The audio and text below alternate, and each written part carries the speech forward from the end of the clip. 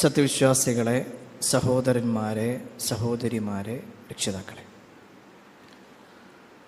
അള്ളാഹുവിൻ്റെ വിധിവിലക്കൽ അനുസരിച്ചുകൊണ്ടും പ്രവാചകൻ സല്ലല്ലാഹു അലൈഹി വസല്ലമയുടെ ജീവിതചര്യ പിൻപറ്റിക്കൊണ്ടും ജീവിക്കണമേ എന്ന് ആദ്യമായി എന്നോടും തുടർന്ന് നിങ്ങൾ ഓരോരുത്തരോടും ഉണർത്തുകയാണ്, വസിയ്യത്ത് ചെയ്യുകയാണ്.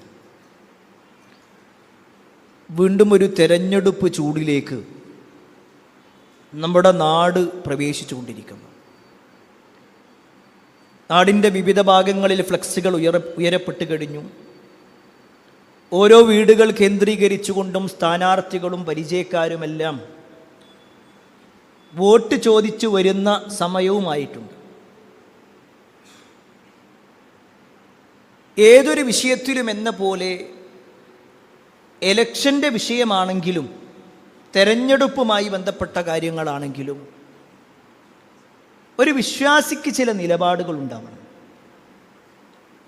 പ്രത്യേകിച്ച് തെരഞ്ഞെടുപ്പ് അടുത്തുകൊണ്ടിരിക്കുമ്പോൾ പലരും പല പാർട്ടിക്കാരായി പല വിഭാഗങ്ങളായി മാറിക്കൊണ്ടിരിക്കുമ്പോൾ ഒരു മുസ്ലിം എങ്ങനെയാണ്, ഒരു വിശ്വാസിയുടെ നിലപാടുകൾ, അവൻ്റെ തീരുമാനങ്ങൾ എന്തായിരിക്കണം,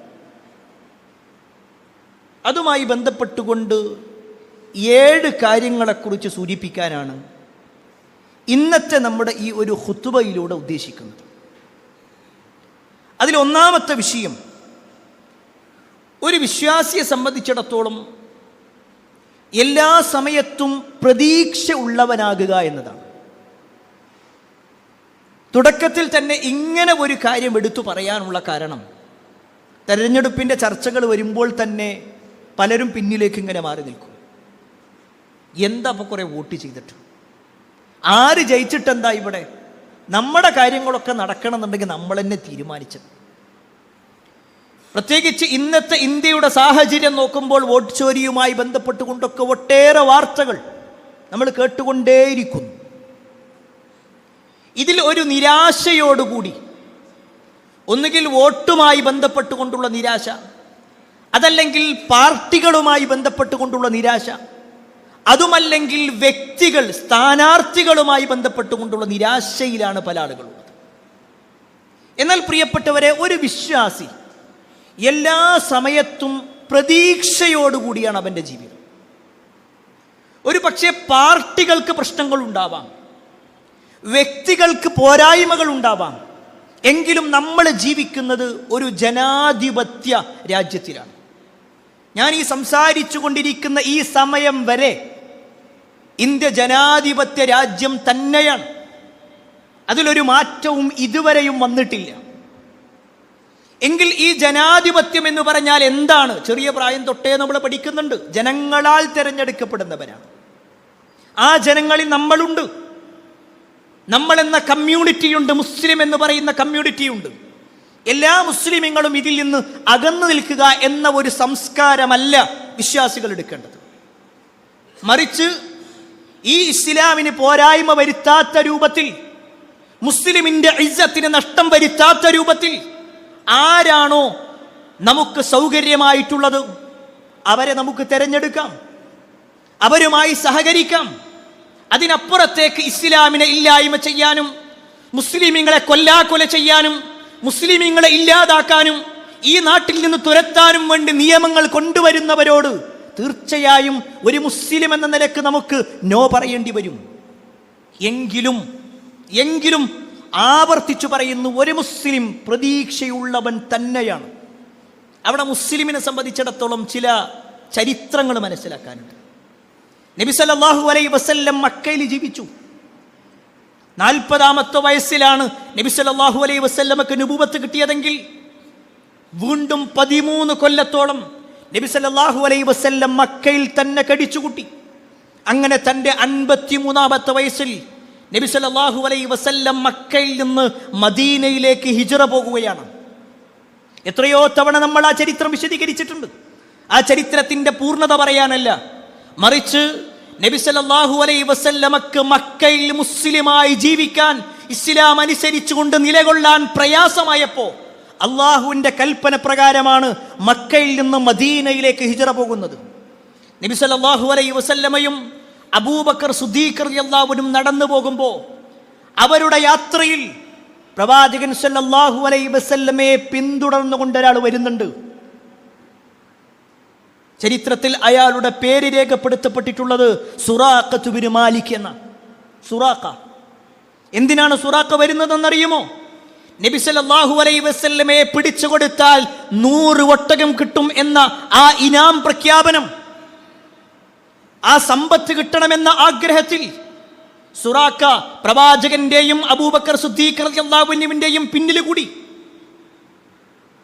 നബി സല്ലല്ലാഹു അലൈഹി വസല്ലമയുടെ തൊട്ടടുത്തേക്ക് എത്തുന്ന സമയം സുറാഖ സഞ്ചരിച്ച ആ കുതിരയുടെ കാലടികൾ അത് ഭൂമിയിലേക്ക് കാണ്ടുപോയി. സുറാഖ കുതിരയുടെ പുറത്തു നിന്ന് താഴേക്ക് വിടുകയാണ്. സുറാഖ എത്ര നോക്കിയിട്ടും ആ കുതിര ഉയർത്താൻ കഴിയുന്നില്ല. നബി സല്ലല്ലാഹു അലൈഹി വസല്ലമ ഈ കാഴ്ച കാണുന്നുണ്ട്. സുറാഖ പറഞ്ഞു, ഇനി ഞാൻ ഒരിക്കലും നിങ്ങളുടെ പിന്നാലെ വരില്ല, നിങ്ങളിത് എങ്ങനെയെങ്കിലും ഒന്ന് രക്ഷപ്പെടുത്തി തരണം. നബി സല്ലല്ലാഹു അലൈഹി വസല്ലം റബ്ബിനോട് പ്രാർത്ഥിച്ചു. സുറാഖയുടെ കുതിരയുടെ കാലുകൾ മോചിപ്പിക്കപ്പെട്ടു.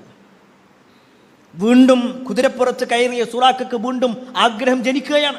ആ 100 ഒട്ടകം പ്രവാചകനെ പിടിച്ചു കൊടുത്താൽ 100 ഒട്ടകം, അബൂബക്കറിനെ പിടിച്ചു കൊടുത്താൽ ഇതുപോലെ വീണ്ടും കിട്ടാനുണ്ട്. അങ്ങനെ വലിയ ഒരു ഓഫർ ഉള്ളത് കൊണ്ട് തന്നെ വീണ്ടും സുറാഖയുടെ മനസ്സ് ചാഞ്ചല്യത്തിലായി. വീണ്ടും പിടിക്കാൻ വേണ്ടി വന്നു. അപ്പോഴും സുറാഖയുടെ കുതിരയുടെ കാലടികൾ ഭൂമിയിലേക്ക് കണ്ടുപോയി. അപ്പോഴും സുറാഖ പറഞ്ഞു, എന്നെ രക്ഷപ്പെടുത്തണം. 2ാമത്തെ തവണയും കഴിഞ്ഞു. 3ാമത്തെ തവണയും ഇത് സംഭവിച്ചപ്പോൾ പിന്നീട് സുറാഖക്ക് ബോധ്യപ്പെടുകയാണ്, ഞാൻ ഈ പിന്തുടരുന്ന വ്യക്തി ഒരിക്കലും ഒരു സാധാരണ വ്യക്തിയല്ല, അള്ളാഹുവിൻ്റെ പ്രവാചകൻ തന്നെയാണ്. സുറാഖ് അവിടെ വെച്ചുകൊണ്ട് നബി സല്ലല്ലാഹു അലൈഹി വസല്ലമയോട് സംസാരിക്കുന്നുണ്ട്. ആ സമയത്ത് പ്രവാചകൻ സല്ലല്ലാഹു അലൈഹി വസല്ലം സുറാഖയോട് ചോദിക്കുന്ന ഒരു ചോദ്യമുണ്ട്. സുറാഖ, പേർഷ്യൻ ചക്രവർത്തിയുടെ കൈകളിൽ അണിയിക്കപ്പെട്ട സ്വർണത്തിന്റെ വളകൾ അത് നിങ്ങളുടെ കൈകളിൽ വെക്കപ്പെടുന്നത് നിങ്ങൾ ആഗ്രഹിക്കുന്നുണ്ടോ സുറാഖ? സുറാഖ അത്ഭുതപ്പെട്ടു പോവുകയാണ്. ആരാണ് പറയുന്നത്? മുഹമ്മദ് മുസ്തഫ സല്ലല്ലാഹു അലൈഹി വസല്ലം. എവിടെ വെച്ചാണ് പറയുന്നത് നോക്കണം. സ്വന്തം നാട്ടിൽ നിലനിൽക്കാൻ കഴിയാതെ മറ്റൊരു നാട്ടിലേക്ക് പോകേണ്ട ഒരു അവസ്ഥയിൽ ആരാരും തിരിഞ്ഞു നോക്കാനില്ലാത്ത ആ സമയത്താണ് പ്രവാചകൻ സല്ലല്ലാഹു അലൈഹി വസല്ലം പേർഷ്യൻ ചക്രവർത്തി എന്ന് പറഞ്ഞാൽ അന്നത്തെ കാലഘട്ടത്തിലെ ഏറ്റവും വലിയ രാജാധിപത്യമുള്ള ആളാണ്. ആ പേർഷ്യൻ ചക്രവർത്തിയുടെ കൈകളിലുള്ള വളകൾ നിങ്ങളുടെ കൈകളിൽ അണിയിക്കപ്പെടുന്നത് നിങ്ങൾ ആഗ്രഹിക്കുന്നുണ്ടോ? സുറാഖ അത്ഭുതത്തോടു കൂടിയാണെങ്കിലും സമ്മതം പറഞ്ഞു. ചരിത്രത്തിൽ കാണുവാൻ സാധിക്കും, ആ സംഭവം കഴിഞ്ഞ് പിന്നീട് റസൂലുള്ളാഹി സ്വല്ലല്ലാഹു അലൈഹി വസല്ലമയുടെ കാലം കഴിഞ്ഞ്, അബൂബക്കറിന്റെ കാലം കഴിഞ്ഞ്, ഉമർ ഇബ്നുൽ ഖത്താബ് റളിയല്ലാഹു അൻഹുവിന്റെ കാലഘട്ടത്തിൽ പേർഷ്യ മുസ്ലിമീങ്ങൾ കൈയടക്കി. പേർഷ്യ മുസ്ലിമീങ്ങളുടെ അധീനതയിലായി. പേർഷ്യൻ രാജാവിന്റെ കിരീടവും അയാളുടെ ഉടയാടകളും ആഭരണങ്ങളുമെല്ലാം ഉമറിന്റെ മുന്നിലേക്ക് കൊണ്ടുവരപ്പെട്ടു. ആ സമയത്ത് ഉമർ ഇബ്നുൽ ഖത്താബ് റളിയല്ലാഹു അൻഹു അത് തന്റെ കൈകളിൽ എടുത്തുകൊണ്ട് സുറാഖയെ വിളിക്കുന്നുണ്ട്. സുറാഖ, നിങ്ങളോട് അന്ന് പ്രവാചകൻ എഴുതിയ ഒരു കരാറില്ലേ, ആ കരാർ ഇതാ പൂർത്തീകരിച്ചോ? അതാണ് പ്രിയപ്പെട്ടവരെ പ്രതീക്ഷ എന്ന് പറഞ്ഞാൽ. നബി സല്ലല്ലാഹു അലൈഹി വസല്ലം സ്വന്തം നാട്ടിൽ നിൽക്കാൻ കഴിയാത്ത പോകുന്ന സമയത്തും റബ്ബിൽ പ്രതീക്ഷയുണ്ട്, അള്ളാഹു ഒരു വഴി കാണിച്ചു തരും. എങ്കിൽ പ്രിയപ്പെട്ടവരെ, ഒരു മുസ്ലിം നിരാശനാവേണ്ടതില്ല. ഏതേത് തെരഞ്ഞെടുപ്പുകൾ കടന്നു വരുന്ന സമയത്തും നിരാശയോടുകൂടിയുള്ള ജീവിതമല്ല, മറിച്ച് പ്രതീക്ഷയുണ്ടാവണം. ഒരു മുസ്ലിമായി ഈ നാട്ടിൽ ജനിച്ചിട്ടുണ്ടെങ്കിൽ ഒരു മുസ്ലിമായി ഈ നാട്ടിൽ തന്നെ മരിക്കണമെന്ന അതിയായ ആഗ്രഹത്തോടുകൂടി നിലകൊള്ളാനും അതിനുവേണ്ടി പ്രാർത്ഥിക്കാനും നമുക്ക് സാധിക്കണം. അള്ളാഹു അതിന് സഹായിക്കുമാറാവട്ടെ. 2ാമത്തെ ഒരു കാര്യം, ഒരു തെരഞ്ഞെടുപ്പ് വരുന്ന സമയത്ത് ഒരു വിശ്വാസി മനസ്സിലാക്കേണ്ട 2ാമത്തെ വിഷയം എന്താണെന്നറിയോ? ഏറ്റവും വലിയ വിജയം എന്ന് പറഞ്ഞാൽ അത് ഈ ദുനിയാവിലെ ഏതെങ്കിലും ഒരു വാർഡിൽ ജയിക്കലോ, ഒരു പഞ്ചായത്തിൽ ജയിക്കലോ, ഒരു മുനിസിപ്പാലിറ്റിയിൽ ജയിക്കലോ ഒന്നുമല്ല, മറിച്ച് ഏറ്റവും വലിയ വിജയം അത് പരലോക വിജയമാണ്. ആമുഖമായിട്ട് തന്നെ പറയാനുള്ള കാരണം എന്താണെന്നറിയോ? ഒരു പക്ഷേ ഏതെങ്കിലും ഒരു തോൽവി കാണുമ്പോഴേക്ക് നിരാശയോടുകൂടി നിൽക്കുന്ന ആളുകളുണ്ട്. ഒരു വിജയം കിട്ടുമ്പോഴേക്ക് ഇത് തന്നെയാണ് എല്ലാത്തിലുമുള്ളത് എന്ന് ഘോരഘോരം സംസാരിക്കുന്ന ആളുകളുണ്ട്. എന്നാൽ ഒരു മുസ്ലിം മനസ്സിലാക്കേണ്ടെന്നറിയോ? ഖുൽ, നബിയെ പറയണം. അള്ളാഹു വിശുദ്ധ ഖുർആനിലൂടെ പറയാ, മതാഉദ് ദുനിയാ ഖലീൽ വൽ ആഖിറതു ഖൈറുൽ ലിമൻ ഇത്തഖാ. പ്രവാചകരെ പറയണം, മതാഉദ് ദുനിയാ ഖലീൽ, ഈ ദുനിയാവിലെ സുഖാനുഭവങ്ങളെല്ലാം കുറവാണ്, അത് വളരെ തുച്ഛമായതാണ്. വൽ ആഖിറതു ഖൈറുൽ ലിമൻ ഇത്തഖാ, തഖ്വയുള്ള സൂക്ഷ്മത പാലിക്കുന്ന ആളുകളെ സംബന്ധിച്ചിടത്തോളം പരലോകമാണ് അവർക്ക് ഏറ്റവും വിജയമായിട്ടുള്ളത്. ഒരു വിശ്വാസി മനസ്സിലാക്കേണ്ടതാ, ഇവിടുത്തെ ഏതെങ്കിലും ഒരു വാർഡിൽ ജയിക്കലോ ഏതെങ്കിലും ഒരു നേതൃത്വത്തിൽ എത്തലൊന്നും അല്ല. ഒരു മുസ്ലിം എപ്പോഴും ഇവിടുന്ന് പടച്ചോനെ എന്തോ ആയിക്കോട്ടെ, ഇവിടുന്ന് നിന്റെ ജീവിതം വളരെ പരിതാപകരമാവട്ടെ, കുഴപ്പമില്ല, പക്ഷെ അവിടെ ഞാൻ കുടുങ്ങരുത്. ഇവിടെ ചിലപ്പോൾ നമുക്ക് വീടുണ്ടാവില്ല, ബേജാറാവണ്ട. അതിനേക്കാൾ ഉത്തമമായത് പടച്ചോൻ പരലോകത്ത് തരാൻ, സ്വർഗത്തിൽ തരാൻ സന്നദ്ധനാണ്. അള്ളാഹു നമുക്ക് നൽകുമാറാവട്ടെ. ഇവിടെ പ്രയാസങ്ങളുണ്ടാകും, ബുദ്ധിമുട്ടുകളുണ്ടാകും, പക്ഷേ ഇവിടെ എന്ത് ബുദ്ധിമുട്ടും അത് മരിക്കണത് വരെയുള്ളൂ പ്രിയപ്പെട്ടവരെ. മരിക്കണവരെ. അത് എത്ര കാലം ഉണ്ടാകും? വളരെ തുച്ഛമായ ഏതെങ്കിലും അസുഖത്തിലൊക്കെ പ്രയാസപ്പെടുന്നവരാണെങ്കിൽ നിരാശ വേണ്ട. ഈ ലോകത്ത് എങ്ങനെ കഴിഞ്ഞാലും, എത്ര ആരോഗ്യമുള്ള ആളാണെങ്കിലും മാക്സിമം ഒരു 70, 80, 90 കൊല്ലം, അതിനപ്പുറത്തേക്കില്ലല്ലോ. അതിനപ്പുറത്തേക്ക് ആരെ നമ്മൾ കാണുന്നു? എന്നാൽ പ്രിയപ്പെട്ടവരെ, ഈ ദുനിയാവിൽ എന്തെങ്കിലും ആകുക എന്നുള്ളതല്ല, പരലോകത്ത് നമ്മൾ രക്ഷപ്പെടുക എന്നുള്ളതായിരിക്കണം ഒരു വിശ്വാസിയെ സംബന്ധിച്ചിടത്തോളം ഏറ്റവും പ്രധാനപ്പെട്ട കാര്യം. അതുകൊണ്ട് തന്നെ ഏതെങ്കിലും ഒരു വിജയമോ പരാജയമോ നമ്മളെ നിരാശരാക്കാതെ, അതിൽ വിജയത്തിൻ്റെ പേരിൽ മേന്മ കാണിക്കാതെ, പരാജയത്തിൻ്റെ പേരിൽ നിരാശ കാണിക്കാത്തൊരു ജീവിതമാണ് ഉണ്ടാവേണ്ടത്. ഇനി മൂന്നാമത്തെ വിഷയം, തെരഞ്ഞെടുപ്പുമായി ബന്ധപ്പെട്ടുകൊണ്ട് പറയുമ്പോൾ ഏറ്റവും പ്രധാനപ്പെട്ട കാര്യം എന്താണെന്നറിയോ?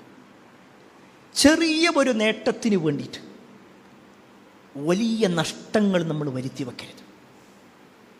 ഈ ഇരിക്കുന്ന ഓരോരുത്തർക്കും ഓരോ പാർട്ടി ഉണ്ടാകും, ഓരോരുത്തർക്കും ഓരോ സ്ഥാനാർത്ഥി ഉണ്ടാകും, ഓരോരുത്തർക്കും ഓരോ നിലപാടുകൾ ഉണ്ടാകും. എന്നാൽ പ്രിയപ്പെട്ടവരെ മനസ്സിലാക്കിക്കോ, നമ്മുടെ പരലോകം നഷ്ടപ്പെടുത്തുന്ന രൂപത്തിലേക്ക് നമ്മൾ പോകാൻ പാടില്ല. വിശുദ്ധ ഖുർആനിൽ ഒരു ആയത്ത് കേട്ടോ, ഖുൽ ഇന്നൽ ഖാസിരീനല്ലദീന ഖസിറൂ അൻഫുസഹും വഅഹ്ലീഹിം യൗമൽ ഖിയാമ.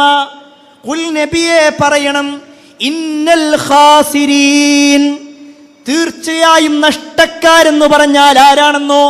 അല്ലദീന ഖസിറൂ അൻഫുസഹും വഅഹ്ലീഹിം യൗമൽ ഖിയാമ, പരലോകത്ത് സ്വന്തത്തിനും കുടുംബത്തിനുമൊക്കെ നഷ്ടം വരുത്തിയ ആളുകളാണവർ. എന്നിട്ട് പറയാണ്, അലാ, നിങ്ങൾ മനസ്സിലാക്കിക്കോ, ദാലിക ഹുവൽ ഖുസ്റാനുൽ മുബീൻ, അതാണ് ഏറ്റവും വലിയ നഷ്ടം എന്ന് പറഞ്ഞാൽ. ഈ ദുനിയാവിലുള്ള എന്തെങ്കിലും ഒരു നഷ്ടമല്ല, പരലോകത്ത് നഷ്ടം വരുത്തുന്ന രൂപത്തിലാകരുത് നിങ്ങളുടെ ജീവിതം. പ്രിയപ്പെട്ടവരിത് പറയാനൊരു കാരണമുണ്ട്. നമ്മൾ അല്ലാഹുവിൻ്റെ തൗഫീഖ് കൊണ്ട് നിസ്കരിക്കുന്ന ആൾക്കാരാണ്, നോമ്പെടുക്കാറുണ്ട്, സ്വതക്ക കൊടുക്കാറുണ്ട്, പല നന്മകളും ചെയ്യാറുണ്ട്. എന്നാൽ ഇങ്ങനെയൊക്കെ നന്മകൾ ചെയ്തിട്ട് അത് പരലോകത്ത് ഉപകാരപ്പെടാത്ത ചില ആളുകളുണ്ട്. പരലോകത്ത് ഉപകാരപ്പെടാത്ത ചില ആളുകൾ. നബി സല്ലല്ലാഹു അലൈഹി വസല്ലം സ്വഹാബത്തിനോട് ചോദിക്കാണ്, അതദ്റൂന മൽ മുഫ്ലിസ്, നിങ്ങൾക്കറിയോ ആരാണ് ഈ മുഫ്ലിസ് എന്ന് പറഞ്ഞാൽ ആരാ? ഈ പാപ്പര് എന്ന് പറഞ്ഞാൽ എന്താ? അതാണ് നബിന്റെ ചോദ്യം. ആരാണ് ഈ പാപ്പര്? ആ സമയത്ത് സ്വഹാബത്ത് പറഞ്ഞു, അൽ മുഫ്ലിസു ഫീനാ മല്ലാ ദിർഹമ ലഹു മതാ, ഞങ്ങളുടെ കൂട്ടത്തിൽ പൈസയൊന്നുമില്ല, ഒരു വിഭവം ഒന്നും ഇല്ലാത്ത ആളുകൾ, സാമ്പത്തികമായിട്ടോ ഒന്നുമില്ലാത്ത ആൾ, അയാളാണ് മുഫ്ലിസ്. ആ സമയത്ത് റസൂലുള്ളാഹി സ്വല്ലല്ലാഹു അലൈഹി വസല്ലം പറയാനല്ല, ഇന്നൽ മുഫ്ലിസ മിൻ ഉമ്മത്തി യഅതി യൗമൽ ഖിയാമ, എൻ്റെ ഈ ഉമ്മത്തിലുള്ള മുഫ്ലിസ് ആരാന്നറിയോ? പാപ്പരാരാന്നറിയോ? അവൻ നാളെ പരലോകത്ത് വരും, ബിസ്വലാത്തിൻ, നമസ്കാരവുമായിട്ട് വരും, വസിയാമിൻ, നോമ്പുമായിട്ട് വരും, വസകാത്തിൻ, സകാത്തുമായിട്ട് വരും. ഇസ്ലാമിന്റെ എല്ലാ കാര്യങ്ങളും ചെയ്തിട്ടുണ്ടാകും. പക്ഷേ വയഅതി ഖദ് ശതമ ഹാദാ വഖദഫ ഹാദാ വഅകല മാല ഹാദാ വസഫക ദമ ഹാദാ വദറബ ഹാദാ. സുബ്ഹാനല്ലാഹ്, വാചകം നോക്ക്.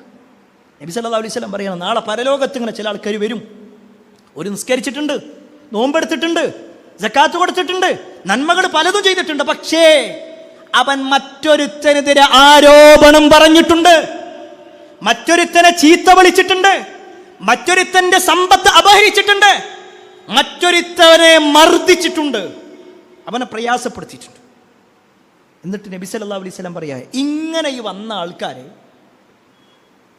അവരുടെ നന്മകൾ എടുത്തിട്ട് അല്ലാഹു അവർക്ക് ഇങ്ങനെ കൊടുക്കും. ആരാണോ ആരോപണം പറഞ്ഞത്, ആരാണോ വഞ്ചിച്ചത്, ആരാണോ സമ്പത്ത് അപഹരിച്ചത്, ആരാണോ മർദ്ദിച്ചത്, ആ മർദ്ദിച്ച വ്യക്തിയുടെ നമസ്കാരം എടുത്തുകൊണ്ട് മർദ്ദിക്കപ്പെട്ടവന് കൊടുക്കും. റസൂലുള്ളാഹി സ്വല്ലല്ലാഹു അലൈഹി വസല്ലം അവസാനിപ്പിച്ചില്ല. ഇങ്ങനെ കൊടുത്തു കൊടുത്ത് ഇവന്റെ നന്മകൾ മുഴുവൻ തീർന്നു. അപ്പം എന്താ ചെയ്യുക? വീണ്ടും നബി സല്ലല്ലാഹു അലൈഹി വസല്ലം പറയാണ്, അപ്പോൾ മറ്റുള്ളവന്റെ തിന്മകൾ എടുത്തുകൊണ്ട്, അവൻ ചെയ്തിട്ടുള്ള കുറ്റങ്ങൾ എടുത്തുകൊണ്ട് ഇവന് തിരിച്ചു കൊടുക്കും. സുബ്ഹാനല്ലാഹ്. അന്ന് ആലോചിച്ച് നോക്കിക്കോളി. നമ്മൾ സുബഹി നിസ്കരിക്കുക, ആ എതിർ സ്ഥാനാർത്ഥി ചിലപ്പോൾ സുബഹി നിസ്കരിച്ചിട്ടുണ്ടാവില്ല, പക്ഷേ നമ്മുടെ സുബഹി നമസ്കാരം അവന് നമ്മൾ കൊടുക്കും. അവനെതിരെ നമ്മളൊരു കമന്റ് ഇട്ട്, അവനെതിരെ ആരോപണങ്ങൾ പറഞ്ഞ്, അവനെതിരെ ആക്ഷേപങ്ങൾ പറഞ്ഞ്, ഇല്ലാ കഥകൾ പറഞ്ഞ് മെനയുണ്ടാക്കിയിട്ട് അങ്ങനത്തെ കുറേ കാര്യങ്ങളുമായിട്ട് നിൽക്കും. നല്ലോണം സൂക്ഷിച്ചോളി പ്രിയപ്പെട്ടവർ. നമ്മളെ പരലോകം നഷ്ടപ്പെടുന്ന കാര്യമാണ്.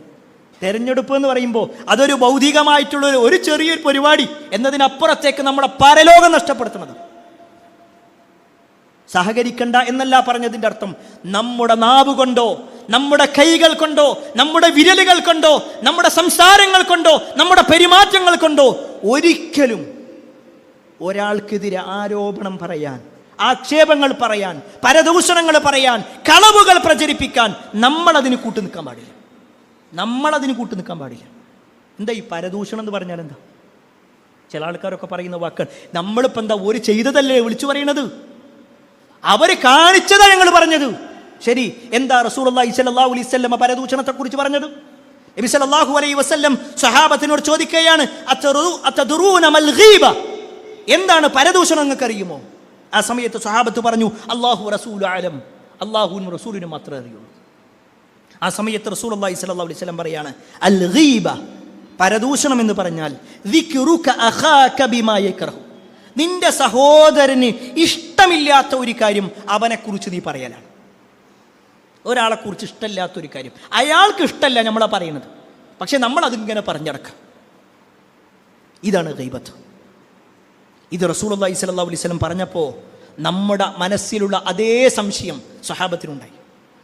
ഇപ്പൊ ഞാനിത് പറയുമ്പോൾ നിങ്ങളുടെ മനസ്സിൽ എന്താണോ സംശയം, അതേ സംശയം സ്വഹാബത്തിനുണ്ടായി. അവര് ചോദിച്ചു, അഫറഅയ്ത ഇൻ കാന ഫീ അഖി മാ അഖൂൽ, അല്ലാഹുവിന്റെ റസൂലേ, ഞങ്ങളാ പറയുന്നത് അയാളിൽ ഉള്ളതാണെങ്കിലോ? ഞങ്ങൾ ഉള്ളതല്ലേ പറയണത്, ഞാൻ കണ്ടതാ പറഞ്ഞത്, എന്നോട് പറഞ്ഞതാ പറഞ്ഞത്, അവൻ ചെയ്തതല്ലേ എന്നൊക്കെ പറയുന്ന ആളുകളുടെ അതേ സംശയം സഹാബത്ത് ചോദിച്ചു. ഞങ്ങൾ ഉള്ളതല്ലേ പറയുന്നത്, ഉള്ളത് പറഞ്ഞാൽ എങ്ങനെ പ്രശ്നമാകുക, അതെങ്ങനെ പരദൂഷണാവുക? ആ സമയത്ത് റസൂലുള്ളാഹി സ്വല്ലല്ലാഹു അലൈഹി വസല്ലം പറഞ്ഞു, ഇൻ കാന ഫീഹി മാ തഖൂൽ ഫഖദ് ഇഗ്തബ്തു, നിങ്ങളാ പറയണതുണ്ടല്ലോ, ഉള്ളത് പറയലില്ലേ, അതിനാണ് ഗീബത്ത് എന്ന് പറയാം.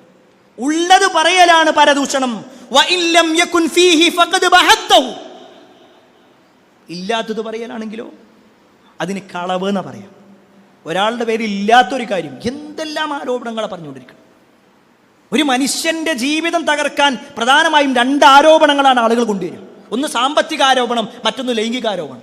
കാരണം അത് പെട്ടെന്ന് ആളുകൾക്കിടയിൽ പകരും, അതിങ്ങനെ പടർന്നുകൊണ്ടിരിക്കും. ഏത് പാർട്ടിക്കാരനാണെങ്കിലും പ്രിയപ്പെട്ടവരെ, ഏത് വ്യക്തിയാണെങ്കിലും ശരി, നമ്മൾ റബ്ബിന്റെ മുന്നിൽ കുറ്റക്കാരാവും. ഈ പറഞ്ഞതിൻ്റെ അർത്ഥം ഒരാൾക്ക് എന്ത് തോന്നിയാസവും വിളിച്ചു പറയാം, എന്ത് മെസ്സേജും അയക്കാം എന്നൊന്നുമല്ല. തെറ്റ് ചെയ്തിട്ടുണ്ടോ തീർച്ചയായും കുറ്റക്കാർ പിടിക്കപ്പെടണം, കുറ്റക്കാരാക്കപ്പെടണം, അതിലൊന്നും യാതൊരു സംശയവുമില്ല.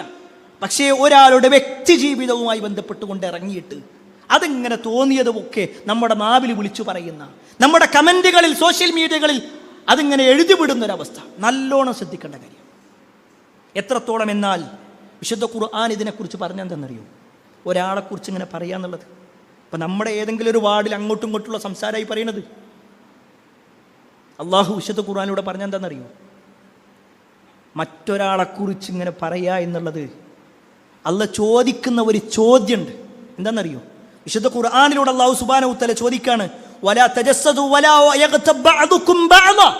നിങ്ങൾ അങ്ങോട്ടും ഇങ്ങോട്ടും ഇങ്ങനെ പരദൂഷണം പറയരുത്. എന്നിട്ട് അല്ലാഹ് പറയാണ്, അയുഹിബ്ബു അഹദുകും അൻ യഅകുല ലഹ്മ അഖീഹി മൈത ഫകരിഹ്തും. നിങ്ങളുടെ സഹോദരൻ മരിച്ചിങ്ങനെ കിടക്കാണ്. നിങ്ങളുടെ സഹോദരൻ മരിച്ചു കിടക്കുക. അവൻ്റെ ശരീരത്തിൽ നിന്ന് ഇങ്ങനെ അവൻ്റെ വിരലുകൾ, അവൻ്റെ കൈകൾ, അവൻ്റെ കാലുകളൊക്കെ ഇങ്ങനെ മുറിച്ചിങ്ങനെ തിന്നാൻ നിങ്ങൾ ഇഷ്ടപ്പെടുന്നുണ്ടോ? ഫകരിഹ്തുമു. അള്ളനെ അതിന് മറുപടിയും പറയാം, നിങ്ങൾക്ക് അത് വെറുപ്പുണ്ടില്ലേ, അത് നിങ്ങൾക്ക് വെറുപ്പാണില്ലേ. എന്നാ ഇതോ അള്ളാന്റെ ചോദ്യമാണ്, അയുഹിബ്ബു അഹദുക്കും, നിങ്ങൾ ആരെങ്കിലും ഇഷ്ടപ്പെടുന്നുണ്ടോ അയ്യഅകുല ലഹ്മ അഖീഹി മൈത, നിങ്ങളുടെ സഹോദരൻ മരിച്ചു കിടക്കെ അവന്റെ പച്ചയിറച്ചി തിന്നുന്നത്. എത്ര ഗൗരവമാണ് റബ്ബിന്റെ വാക്ക്. പ്രിയപ്പെട്ടവർ, അവിടെ നമ്മൾ മനസ്സിലാക്കണം. ഞാൻ മറ്റത് എതിർ പാർട്ടിക്കാരനല്ലേ, എനിക്കൊന്നും പറയാം. ഞാൻ ഭരണം നടത്തുന്ന ആളല്ലേ, ഞാൻ അതിൻ്റെ ആളല്ലേ, ഒന്നുമില്ല. വിശ്വാസിയാണോ പറ്റൂല. അല്ല, ആ കുപ്പായ മാറ്റിക്കോ, മുസ്ലിം എന്ന ഐഡന്റിറ്റി മാറ്റിക്കോ, എന്നിട്ട് തോന്നിയത് പറഞ്ഞു, ഒരു കുഴപ്പമില്ല. പക്ഷെ മുസ്ലിമാണോ, അവന്റെ നാവ് നിയന്ത്രിക്കണം, അവന്റെ സംസാരം നിയന്ത്രിക്കണം. നിയന്ത്രിച്ചേ പറ്റൂ. അപ്പോഴവൻ മുസ്ലിമാകുന്നത്. മുസ്ലിം എന്ന് പറഞ്ഞാൽ കീഴൊതുങ്ങിയവൻ, അള്ളി റസൂൽ എന്താ പറഞ്ഞത് അതിനനുസരിച്ച് ജീവിക്കുന്നവൻ. എങ്കിൽ പ്രിയപ്പെട്ടവരെ, ഇതിന്റെ ഗൗരവം നമ്മൾ മനസ്സിലാക്കിയേ പറ്റൂ. എത്രത്തോളം എന്നാൽ ശൈഖ് ഇബ്നു ഉസൈമീൻ റഹ്മത്തുള്ളാഹി പറഞ്ഞൊരു വാചകമുണ്ട്, അൽ ഗീബതു മിനൽ കബായിർ. നമ്മൾ വൻപാപെന്നൊക്കെ പറഞ്ഞു കഴിഞ്ഞാൽ അത് മദ്യപാനമാണ്, അല്ലെങ്കിൽ പലിശയാണ്, അല്ലെങ്കിൽ വ്യഭിചാരമാണ്. ഇതൊക്കെയാണ് വൻപാപമായിട്ട് നമ്മൾ കാണുന്നത്. അല്ല, അൽ ഗീബതു മിനൽ കബായിർ, പരദൂഷണം പറയുക എന്നുള്ളത്, മറ്റുള്ളവനെ കുറിച്ച് ഇങ്ങനെ പറഞ്ഞു നടക്കുക എന്നുള്ളത്, അത് വൻപാപത്തിൽപ്പെട്ടതാണ്. എത്രത്തോളം എന്നാൽ അല്ലതി ലാ തുകഫിറു അസ്സലാത വല സ്വദഖ വല സിയാമ വല ഹജ്ജ്. ഓ നിസ്കരിച്ചാലും നോമ്പെടുത്താലും സ്വതക്ക കൊടുത്താലും എന്തിനേറെ അവൻ ഹജ്ജ് ചെയ്താലും ഇത് പരിഹരിക്കപ്പെടൂല. മറ്റൊരാളെ കുറിച്ച് പറഞ്ഞിട്ടുണ്ടോ, അയാളെ പൊരുത്തപ്പെടിക്കന്നെ വേണം. അത്ര ഗൗരവമുണ്ട് പ്രിയപ്പെട്ടവരെ, ഇതൊരു തമാശയല്ല. ചില പണ്ഡിതന്മാർ വിശദീകരിച്ചത് കാണാൻ പറ്റും. കടത്തിനേക്കാൾ വലിയ ഗൗരവമാണ്, കടത്തിനേക്കാൾ വലിയ ഗൗരവം. കാരണം കടം നമ്മൾ വാങ്ങിയിട്ടുണ്ടോ, അത് തിരിച്ചു കൊടുത്താൽ തീരും. പക്ഷെ ഇതോ, ഒരാൾക്കെതിരെ നമ്മളൊരു ആരോപണം പറഞ്ഞു, ഒരാക്ഷേപം പറഞ്ഞു, പരദൂഷണം പറഞ്ഞു, അത് മറ്റൊരാളെ ഏറ്റെടുത്തു, അതിങ്ങനെ ചെങ്ങലയായിട്ട് പോകും. നമ്മൾ ഇയാളോട് സോറി പറഞ്ഞിട്ട് കാര്യമില്ല, നമ്മൾ അല്ലാഹുവിനോട് തൗബ ചെയ്തിട്ട് കാര്യമില്ല. അതുകൊണ്ട് നാവിനെ സൂക്ഷിക്കണം, നമ്മുടെ പരലോകം നഷ്ടപ്പെടുത്തരുത്. കളവുകൾ പ്രചരിപ്പിക്കുന്നതിന് സൂക്ഷിക്കണം. സത്യമാണോ അല്ലേ അന്വേഷിക്കണം. ഞാനിത് പറയേണ്ടതുണ്ടോ ഇല്ലേ എന്നിട്ട് 2 വട്ടം ആലോചിച്ചിട്ട് പറഞ്ഞാൽ മതി. ഒരു മെസ്സേജൊക്കെ ഇങ്ങനെ ടൈപ്പ് ചെയ്യാൻ ഇങ്ങനെ കൈകൾ ഇങ്ങനെ തരിക്കണ സമയത്ത് വീണ്ടും ആലോചിക്കണം, ഞാൻ അങ്ങനത്തെ ഒരു കമൻറ്റ് ഇടണോ വേണ്ടേ. നമ്മളൊരു കമൻ്റ് എന്ന് പറഞ്ഞാൽ അത് കേവലം ഒരു കമൻ്റ് അല്ല, നമ്മുടെ ഒരു അഭിപ്രായമാണ്. നമ്മുടെ കോണ്ടാക്ട് ലിസ്റ്റിൽ അല്ലെങ്കിൽ നമ്മുടെ സോഷ്യൽ മീഡിയ അക്കൗണ്ടിൽ നമ്മുടെ ഫോളോ ചെയ്യുന്ന 4000 ആളുകളുണ്ടെങ്കിൽ ആ 4000 ആളുകൾക്ക് മുന്നിൽ നമ്മളൊരു അഭിപ്രായം പ്രകടിപ്പിക്കണം.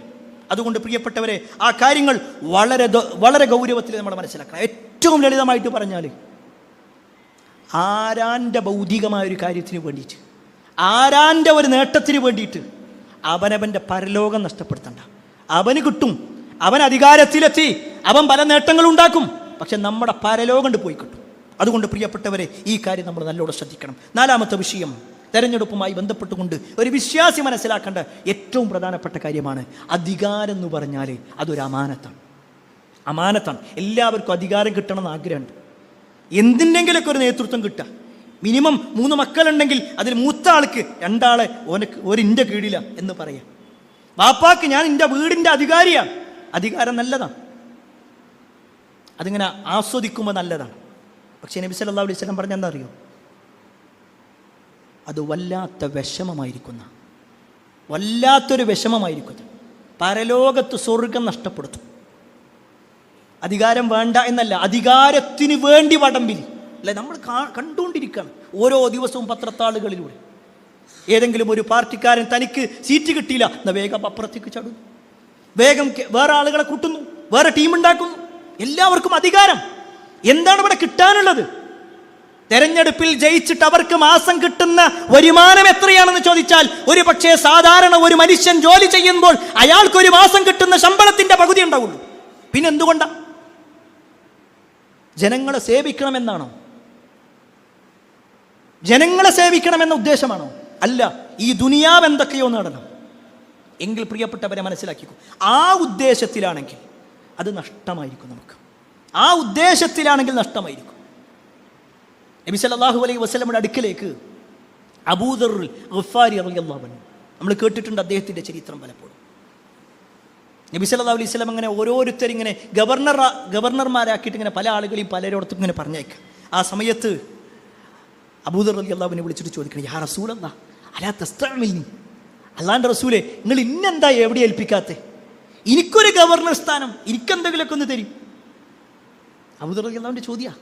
ആ സമയത്ത് റസൂലുള്ളാഹി സ്വല്ലല്ലാഹു അലൈഹി വസല്ലം അദ്ദേഹത്തിൻ്റെ തോളിൽ ഇങ്ങനെ പിടിച്ചിട്ട് പറയാണ്, യാ അബൂദർ ഇന്നക ദഈഫുൻ, അബൂദർ നിങ്ങളൊരു ദുർബല മനസ്സാണ്, ദുർബലനാണ് നിങ്ങൾ. വഇന്നഹാ അമാനത്തുൻ വഇന്നഹാ യൗമൽ ഖിയാമ ഖിസിയും വനദാമ. സുബ്ഹാനല്ലാഹ്, വാക്ക് ശ്രദ്ധിച്ചോ. ഈ അധികാരം എന്ന് പറഞ്ഞാൽ അതൊരു അമാനത്താണ്. അത് നാളെ പരലോകത്ത് വല്ലാത്ത നഷ്ടം വരുത്തും. അതുകൊണ്ടാണ് ഉമർ ഇബ്നുൽ ഖത്താബ് റളിയല്ലാഹു അൻഹു മരണാസന്നനായി കിടക്കുമ്പോൾ അദ്ദേഹത്തിൻ്റെ പിൻഗാമിയായി ആരെ നിശ്ചയിക്കണമെന്ന് ചോദിക്കുന്ന കൂട്ടത്തിൽ 6 ആളുകളെ നിയമിച്ച കൂട്ടത്തിൽ ചില ആളുകൾ പറഞ്ഞു ഇബ്നു ഉമറിനെ കൂടി അതിലേക്ക് ചേർക്കുക, അബ്ദുല്ലാഹി ഇബ്നു ഉമർ അഥവാ ഉമറിൻ്റെ മകനെ കൂടി അതിലേക്കൊന്ന് ചേർക്കുക, അദ്ദേഹത്തിന് ഒരു അധികാരം കൊടുക്കുക, അദ്ദേഹത്തിന് വേണമെങ്കിൽ ഒരു ചാൻസ് കൊടുക്കുക.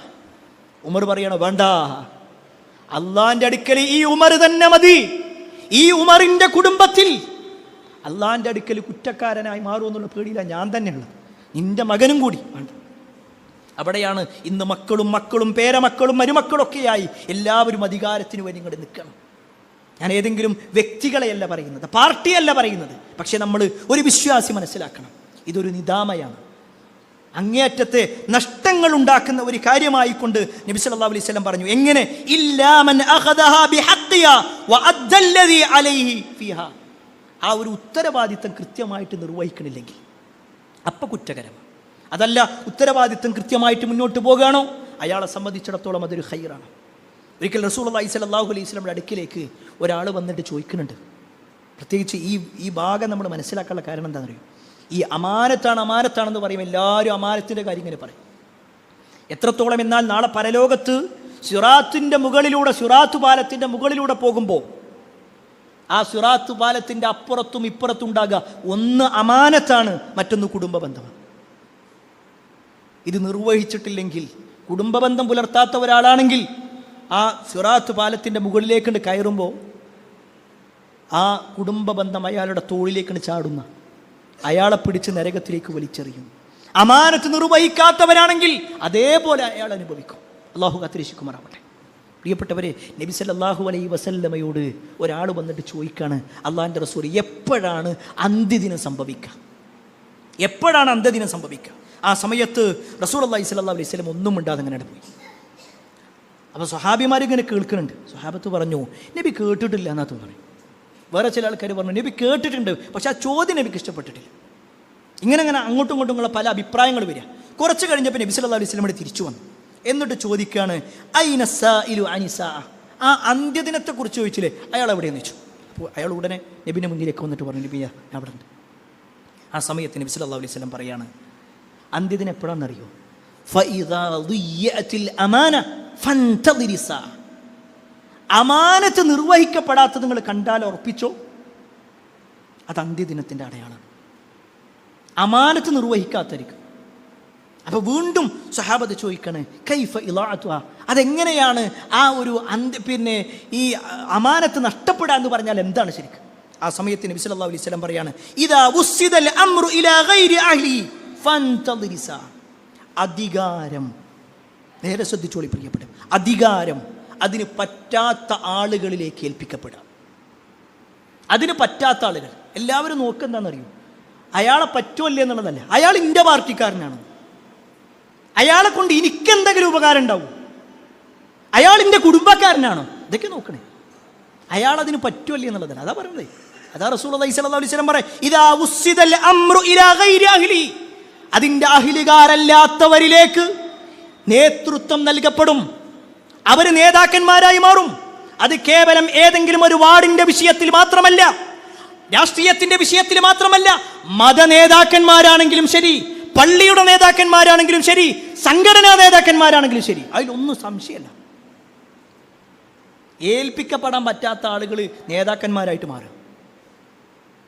അന്ത്യദിനത്തിൻ്റെ അടയാളമായി റസൂലുള്ളാഹി സ്വല്ലല്ലാഹു അലൈഹി വസല്ലം പഠിപ്പിച്ചിട്ടുണ്ടെങ്കിൽ അതും ഗൗരവത്തോടു കൂടി നമ്മൾ മനസ്സിലാക്കണം. എന്നാൽ പ്രിയപ്പെട്ടവരെ, ഈ പറഞ്ഞതിൻ്റെ അർത്ഥം ഒരു അധികാരവും ലഭിക്കണ്ട എന്നോ മത്സരിക്കണ്ട എന്നോ അല്ല. അഞ്ചാമത്തെ വിഷയം അതുമായി ബന്ധപ്പെട്ടുകൊണ്ടാണ്. ചില ആളുകൾ ഒരു പക്ഷേ നമ്മളെ ഏൽപ്പിക്കപ്പെട്ടു, ജനങ്ങൾ നമ്മളെ തെരഞ്ഞെടുത്തു, നമ്മുടെ ഉദ്ദേശം ശുദ്ധിക്കനുസരിച്ചുകൊണ്ട് ഉത്തരവാദിത്വം ഏറ്റെടുത്തു എങ്കിൽ ആ വാഗ്ദാനങ്ങൾ പാലിക്കണം. വാഗ്ദാനങ്ങൾ പാലിക്കാനുള്ളത്. ആയത്തുൽ മുനാഫിഖ് തലാസുൻ ഇദാ ഹദ്ദസ കദബ വഇദാ വഅദ അഖ്ലഫ. മുനാഫിക്കിന്റെ ലക്ഷണം എന്താണെന്നറിയോ? വാഗ്ദാനം ചെയ്താൽ ലംഘിക്കും. ചില ആൾക്കാരുടെയൊക്കെ വാഗ്ദാനങ്ങൾ എങ്ങനെ അതൊക്കെ തെരഞ്ഞെടുപ്പിന്റെ സമയത്ത് അങ്ങനെയൊക്കെ ഉണ്ടാകും, അത് കഴിഞ്ഞാൽ പിന്നെ നോക്കണ്ട. അതാണോ വാഗ്ദാനങ്ങൾ? വാക്കു പറഞ്ഞ പാലിക്കണം. മുസ്ലിമാണോ അതിന് ഗൗരവം കൂടും. നമ്മളങ്ങനെ ഏറ്റെടുത്തു കഴിഞ്ഞാൽ പിന്നെ ഒരുപാട് നന്മകൾ ചെയ്യാനുള്ളൊരവസരമാണ്. ഒരു ഉത്തരവാദിത്വം ഏറ്റെടുത്തു കഴിഞ്ഞാൽ ജനങ്ങൾക്ക് എന്നാൽ എന്തെല്ലാം ചെയ്യാൻ പറ്റും. ഒരു പക്ഷേ ചികിത്സാ സഹായങ്ങളായിരിക്കാം, വീട് വെച്ചു കൊടുക്കലാവാം, റോഡ് നന്നാക്കലാവാം, വെള്ളം എത്തിച്ചു കൊടുക്കലാവാം, എന്ത് തന്നെയാണെങ്കിലും പ്രിയപ്പെട്ടവരെ, അങ്ങനെ ഒരാൾ നേതൃത്വത്തിൽ വന്നാൽ അയാൾ മനസ്സിലാക്കേണ്ടെന്നറിയോ? പടച്ചിറപ്പേ, ഇതിലൂടെ എനിക്ക് എൻ്റെ സ്വർഗം നന്നാക്കണം. ഒരു നേതൃത്വം കിട്ടിയാൽ അതാ ചിന്തിക്കണ്ടേ. മറ്റൊരാളെ സഹായിക്കാൻ, മറ്റുള്ളവർക്ക് ഉപകാരം ചെയ്യാൻ, അതിലൂടെ എൻ്റെ കീച്ച വീർപ്പിക്കുക, എൻ്റെ അക്കൗണ്ട് നന്നാക്കുക, എൻ്റെ മക്കളെ നന്നാക്കുക അല്ല. അതിലൂടെ എനിക്കൊന്നും വേണ്ട, എൻ്റെ പരലോകം നേതാക്കണം, അതിന് പാവങ്ങളെ ഞാൻ സഹായിക്കണം. ആ ഒരു ചിന്തയിലായിരിക്കണം പ്രവർത്തകന്മാരും നേതാക്കന്മാരും ഉണ്ടാവേണ്ടത്. അല്ലാഹു സുബ്ഹാനഹു തആല എല്ലാ അർത്ഥത്തിലും ഒരു മുസ്ലിമായി നിലകൊള്ളാനുള്ള തൗഫീക്ക് നമുക്ക് ഏവർക്കും നൽകുമാറാവട്ടെ. അൽഹംദുലില്ലാഹി റബ്ബിൽ ആലമീൻ വസ്സലാത്തു വസ്സലാമു അലാ റസൂലില്ലാഹ് വഅലാ ആലിഹി വഅസ്ഹാബിഹി അജ്മഈൻ. അമ്മാ ബഅദ്. പ്രിയപ്പെട്ട സഹോദരങ്ങളെ, സത്യവിശ്വാസികളെ, അള്ളാഹുവിൻ്റെ വിധിവിലക്കളനുസരിച്ചുകൊണ്ടും പ്രവാചകൻ സല്ലല്ലാഹു അലൈഹി വസല്ലമയുടെ ജീവിതചര്യ പിൻപറ്റിക്കൊണ്ടും ജീവിക്കണമേ എന്ന് ഒരിക്കൽ കൂടി എന്നോടൊന്നുപോലെ നിങ്ങൾ ഓരോരുത്തരോടും ഉണർത്തുകയാണ്, വസിയ്യത്ത് ചെയ്യുക. ഇലക്ഷനുമായി ബന്ധപ്പെട്ടുകൊണ്ട് ഒരു മുസ്ലിം എന്ന നിലക്ക് നമ്മൾ ശ്രദ്ധിക്കേണ്ടതായ ചില കാര്യങ്ങളെക്കുറിച്ചാണ് ഓർമ്മപ്പെടുത്തിയത്. അതിൽ ആറാമത്തൊരു കാര്യം എന്താണെന്ന് വെച്ച് കഴിഞ്ഞാൽ, ഇലക്ഷൻ്റെ പ്രചരണത്തിനും മറ്റൊക്കെ ഇറങ്ങിയിട്ട് നമ്മുടെ നിസ്കാരം മുടക്കുന്ന, നമ്മുടെ ആരാധനാകർമ്മങ്ങൾ ഇല്ലാതാക്കുന്ന അവസ്ഥ ഉണ്ടാകാൻ പാടില്ല. പല ആളുകളും ഇങ്ങനെ ജമാഅത്ത് നടക്കുന്നുണ്ടാകും, ആ സമയത്താണ് ഇങ്ങനെ ആഘോഷ പരിപാടികൾ ഉണ്ടാകുക. മറ്റുള്ളവർക്കൊരു പക്ഷേ അത് അനുവദിക്കപ്പെട്ടതായിരിക്കാം, ഇതര മതത്തിൽപ്പെട്ട ആളുകൾക്ക്, കാരണം അവർക്ക് ആ സമയത്ത് നിസ്കാരമല്ല. എന്നാൽ മുസ്ലിം അങ്ങനെയല്ല. നമ്മൾ മുസ്ലിമാണോ, ബാങ്ക് കൊടുക്കുന്നുണ്ടെങ്കിൽ നമ്മൾ പള്ളിയിലെത്തണം. കാരണം റസൂലുള്ളാഹി സ്വല്ലല്ലാഹു അലൈഹി വസല്ലം കൃത്യമായിട്ട് പറഞ്ഞു, ഇന്ന ബൈന റജുലി വബൈന ശിർക്കി വൽ കുഫർ തർക്കുസ്സലാ. ഒരു മുസ്ലിമും കാഫിറും തമ്മിലുള്ള വ്യത്യാസം എന്ന് പറഞ്ഞാൽ നമസ്കാരം ഉപേക്ഷിക്കലാണ്. മഗ്രിബിൻ്റെ സമയത്ത് ആ ജാഥയുടെ കൂടെ ഇങ്ങനെ പോകുന്നുണ്ട്, അവിടെ നിസ്കാരം നടക്കുന്നുണ്ടെങ്കിൽ ആ നിസ്കരിക്കുന്നവൻ മുസ്ലിമാണ്, നിസ്കരിക്കാത്തവൻ കാഫിറാണ്. നിസ്കരിക്കാത്തവൻ കാഫിറാണ്, ഒരു സംശയമല്ല. എത്രത്തോളം എന്നാൽ ഉമർ ഇബ്നുൽ ഖത്താബ് റളിയല്ലാഹു അൻഹു പറയാണ്, ലാ ഇസ്ലാമ ലിമൻ ലം യുസല്ലി. നിസ്കരിക്കാത്തവൻ മുസ്ലിം അല്ല, വ്യക്തമായിട്ട് ഒരു ഇസ്ലാമിലല്ല. എങ്കിൽ പ്രിയപ്പെട്ടവർ, അത് ഒരു വക്തല്ലേ, അത് ഒരു ജമാഅത്തല്ലേ? അങ്ങനെയല്ല. വിശ്വാസിയെ സംബന്ധിച്ചിടത്തോളം അതിനൊരു ഗൗരവം കൊടുക്കണം. നമ്മുടെ പരലോകം നഷ്ടപ്പെടുത്തരുത്. ഈ ആഘോഷ പരിപാടികൾക്കും അതുപോലെ തന്നെ ജാഥകൾക്കൊക്കെ ഇറങ്ങിയിട്ട്, അത് ഇറങ്ങണ്ട എന്നല്ല പറയുന്നത്, അതൊക്കെ നിങ്ങളുടെ സൗകര്യം പോലെ ഓരോരുത്തരുടെയും വിശ്വാസം അനുസരിച്ചുകൊണ്ട്, അനുഭാവം അനുസരിച്ചുകൊണ്ട്, ഏത് പാർട്ടിയാണോ അതും അനുസരിച്ച് മുന്നോട്ട് പോകുക. പക്ഷേ നമ്മുടെ പരലോകം നഷ്ടപ്പെടുത്തുന്ന രൂപത്തിലേക്ക് ഇറങ്ങാൻ പാടില്ല. ഇനി വളരെ പ്രധാനപ്പെട്ടൊരു വിഷയം എന്താണെന്ന് വെച്ച് കഴിഞ്ഞാൽ, ഇന്ന് സ്ത്രീകളുമായി ബന്ധപ്പെട്ടുകൊണ്ടുള്ള വിഷയങ്ങൾ ഒരു പരിധിയുമില്ലാതെയാണ് നീങ്ങിക്കൊണ്ടിരിക്കുന്നത്. പ്രത്യേകിച്ച് സഹോദരിമാരെ ശ്രദ്ധിക്കണം. ഇന്ന് നമ്മുടെ നാട്ടിൽ സ്ത്രീ ശാക്തീകരണം എന്ന പേരിലാണ് ഈ കാര്യങ്ങളൊക്കെ വരുന്നത്. ഒരു പക്ഷേ ഒരു 10-15 കൊല്ലങ്ങൾക്ക് മുമ്പുള്ള സ്ത്രീകളുടെ അവസ്ഥയല്ല ഇന്നത്തെ ഒരവസ്ഥ. സ്ത്രീകൾ പഠനത്തിൻ്റെ വിഷയത്തിൽ മികവ് പുലർത്തുന്നുണ്ട്, അതുപോലെ തന്നെ പല മേഖലകളിലും അവർ മുന്നോട്ട് വരുന്നുണ്ട്. തീർച്ചയായും അത് പ്രോത്സാഹിപ്പിക്കപ്പെടേണ്ട കാര്യം തന്നെയാണ്. പക്ഷേ ഒരു മുസ്ലിമിനെ സംബന്ധിച്ചിടത്തോളം, ഒരു മുസ്ലിം സ്ത്രീയെ സംബന്ധിച്ചിടത്തോളം ചില കാര്യങ്ങൾ ശ്രദ്ധിച്ചേ പറ്റൂ. അന്യ പുരുഷന്മാരോടുള്ള ഇടപെടൽ, അത് സ്ത്രീ പുരുഷനോട് ഇടപെടലാണെങ്കിലും പുരുഷൻ സ്ത്രീയോട് ഇടപെടലാണെങ്കിലും വളരെ ഗൗരവമുണ്ട്. അതിൽ അവളുടെ വേഷം എന്താണ്? ഒരു പെണ്ണിൻ്റെ വേഷം, ഒരു പെണ്ണിൻ്റെ ഔറത്ത്, ഒരു മുസ്ലിം പെണ്ണിൻ്റെ ഔറത്ത് എന്താ? മദ്രസയിൽ ഒരു 4ാം ക്ലാസ് വരെ പോയിട്ടുണ്ടെങ്കിൽ അത് മനസ്സിലാവും. ഒരു 4ാം ക്ലാസ് വരെ ഉണ്ടെങ്കിൽ, പഠിച്ചിട്ടുണ്ടെങ്കിൽ നമുക്ക് മനസ്സിലാവും. മുഖവും മുൻകൈയും അല്ലാത്ത ബാക്കിയെല്ലാം ഔറത്താണ്.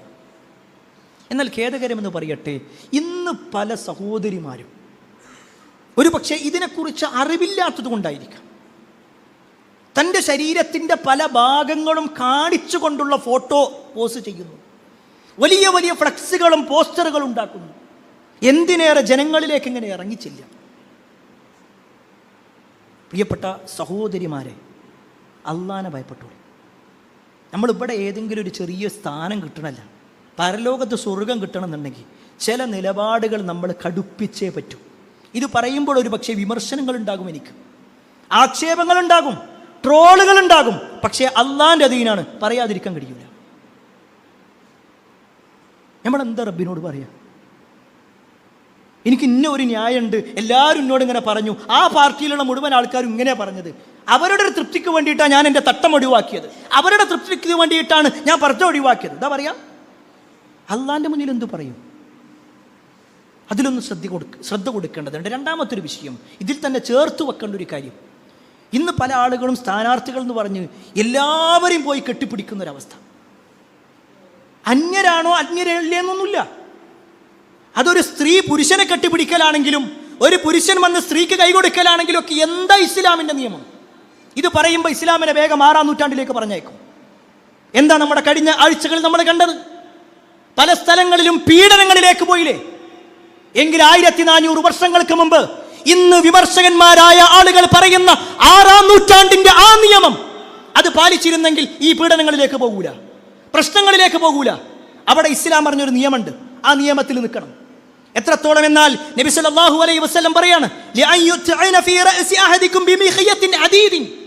നിങ്ങളുടെ തലയിൽ ഒരു ഇരുമ്പിന്റെ ആണിങ്ങനെ അടിച്ചു തറച്ചോ. എത്രത്തോളം എന്നാൽ നിനക്ക് അനുവദനീയമല്ലാത്ത ഒരു പെണ്ണിനെ പോയി തൊടുന്നതിനേക്കാൾ നല്ലത് അതാണ്. നിനക്ക് അനുവദനീയമല്ലാത്ത ഒരു പെണ്ണിനെ പോയി തൊടുക, അത് കൈ കൊടുക്കലാവാം, തോളിൽ പിടിക്കലാവാം, ചേർത്ത് പിടിക്കലാവാം, ചേർന്ന് നിൽക്കലാവാം. അള്ളാന്റെ റസൂല പറയുന്നത് സല്ലല്ലാഹു അലൈഹി വസല്ലം, നിനക്ക് അനുവദനീയമല്ലത്. നിന്റെ ഭാര്യയാണോ? അല്ല. നിന്റെ മകളാണോ? അല്ല. നിന്റെ ഉമ്മയാണോ? അല്ല. നിന്റെ സഹോദരിയാണോ? അല്ല. പിന്നാരാ? അവരുടെ കാര്യത്തിൽ എങ്ങനെയാണ് അവരെങ്ങനെ തൊട്ടുരുമി നിൽക്കുക? ഇത് പറയുമ്പോൾ ഞാൻ നേരത്തെ സൂചിപ്പിച്ചതുപോലെ ഇതൊക്കെ ഏതോ ഒരു പ്രാചീന കാലം അല്ല പ്രിയപ്പെട്ടവരെ, ഇത് അള്ളാൻ്റെ ദീനാണ്. റസൂലുള്ളാഹി സ്വല്ലല്ലാഹു അലൈഹി വസല്ലമയെ പറയണത്. നിങ്ങൾക്കറിയോ, നബി സല്ലല്ലാഹു അലൈഹി വസല്ലമയുടെ അടുക്കിലേക്ക് ഒരാൾ മുസ്ലിമായ വരികയാണെന്ന് പറഞ്ഞു കഴിഞ്ഞാൽ നബി ഇങ്ങനെ കൈ നീട്ടുന്നു. പ്രവാചകന്റെ കൈകളിലേക്ക് ഇങ്ങനെ ചേർത്ത് വെച്ചിട്ടാണ് എല്ലാവരും ഇസ്ലാം സ്വീകരിക്കുക, ബൈഅത്ത് ചെയ്യുക. പക്ഷേ നബി സല്ലല്ലാഹു അലൈഹി വസല്ലം സ്ത്രീകൾ ഇങ്ങനെ കൈ നീട്ടിയ നബി കൈ കൊണ്ട് വലിക്കും. എന്നിട്ട് പറയും, ലാ അമസ്സു നിസാ, ഞാൻ പെണ്ണുങ്ങളെ തൊടൂല. അത്ര ഗൗരവമുള്ള വിഷയം. എത്രത്തോളം എന്നാൽ മഹദിയായ ആയിഷ റളിയല്ലാഹു അൻഹ പറയാണ്, വലാ വല്ലാഹി മാ മസ്സത് യദു റസൂലുള്ളാഹി സ്വല്ലല്ലാഹു അലൈഹി വസല്ലം യദു ഇംറഅത്തിൻ ഖത്തു. നബി സല്ലല്ലാഹു അലൈഹി വസല്ലം ഒരിക്കൽ പോലും ഒരു അന്യ പെണ്ണിനെ തൊട്ടിട്ടില്ല, തൊടൂല നബി. അത്ര ഗൗരവമുണ്ടെങ്കിൽ നമ്മളങ്ങനെ കല്യാണത്തിലേക്ക് ചെല്ലുമ്പോൾ ഇന്ന് സോഷ്യലല്ലേ എന്ന് തെളിയിക്കാൻ വേണ്ടിയിട്ടാണ് അവളെ കൈ ഇങ്ങനെ കൊടുക്കുക. ആരാണ്? അമ്മായിൻ്റെ, എളാമാൻ്റെ, മുത്തച്ഛൻ്റെ, എന്തൊക്കെ കാരണങ്ങളാണ് പറയുന്നത്. അവരുടെ ഏതോ ഒരു റിലേറ്റീവ് എന്നാ, അല്ലെങ്കിൽ കൂടെ പഠിച്ച ആളെന്നാ. അന്യരല്ലേ? എങ്കിൽ പ്രിയപ്പെട്ടവരെ, ഇതിൻ്റെ ഗൗരവം നമ്മൾ മനസ്സിലാക്കിക്കോ. ഇവിടെ ഒരു പക്ഷേ നമുക്ക് അവരെ തൃപ്തിപ്പെടുത്തലും അവരുടെ പുഞ്ചിരി കിട്ടലും അവരുടെ സഹായം കിട്ടലും ഒക്കെ ഉണ്ടാകും. പക്ഷെ അതിനപ്പുറത്തേക്ക് മരണത്തിന് ശേഷം ഒരു ജീവിതമുണ്ട്, അത് വിശ്വസിക്കുന്നവരാണ് നമ്മൾ. എങ്കിൽ ആ ഒരു ജീവിതത്തിൽ നമ്മൾ രക്ഷപ്പെടണം. അതിനുവേണ്ടിയാണ് ഈ പറഞ്ഞ ഓരോ നിയമങ്ങളും കൃത്യമായി പ്രമാണബദ്ധമായി കൊണ്ട് സൂചിപ്പിച്ചിട്ടുള്ളത്. അതനുസരിച്ചുകൊണ്ട് ജീവിക്കാൻ ഞാൻ നിങ്ങൾ പരിശ്രമിക്കുക. അതിന് അല്ലാഹു സുബ്ഹാനഹു വ തആല നമുക്ക് ഏവർക്കും തൗഫീഖ് നൽകുമാറാവട്ടെ. ഒരുപാട് ആളുകൾ പ്രാർത്ഥന കൊണ്ട് വസിയത്ത് നൽകിയിട്ടുണ്ട്. എല്ലാവരുടെയും പ്രാർത്ഥന അല്ലാഹു സ്വീകരിക്കുമാറാവട്ടെ. നമുക്കിടയിൽ ഒരുപാട് ആളുകൾ ശാരീരികമായും മാനസികമായും സാമ്പത്തികമായും ഒക്കെ പ്രയാസപ്പെടുന്നവരുണ്ട്. അവരുടെ എല്ലാ പ്രയാസങ്ങളും അല്ലാഹു നീക്കി കൊടുക്കുമാറാവട്ടെ. അല്ലാഹുമ്മ ഗ്ഫിർ മുഅ്മിനീന വൽ മുഅ്മിനാത്ത് വൽ മുസ്ലിമീന വൽ മുസ്ലിമാത്ത് അൽഹയാഇ മിൻഹും വൽ അംവാത്ത് ഇന്നക മുജീബു ദഅവാതി യാ ഖാദിൽ ഹജാത്ത്. അല്ലാഹുമ്മ അജിർനാ മിനൻ നാർ, അല്ലാഹുമ്മ അജിർനാ മിനൻ നാർ, അല്ലാഹുമ്മ അജിർനാ മിനൻ നാർ. റബ്ബനാ آتنا في الدنيا حسنة وفي الآخرة حسنة وقنا عذاب النار آمين آمين برحمتك يا أرحم الراحمين والحمد لله رب العالمين.